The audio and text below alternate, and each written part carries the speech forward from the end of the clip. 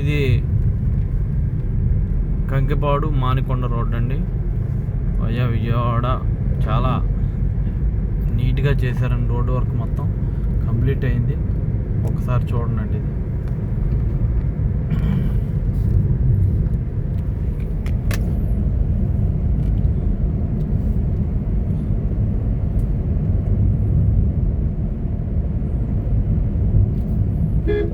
ఈ రోడ్లో ఏంటంటే భారీ వాహనాలు రాకుండా ఈ రోడ్డు ఎప్పుడు కూడా నీట్గా ఉందండి. భారీ వాహనాలు రాకుండా ఈ రోడ్డు మనం కాపాడుకోవాలి.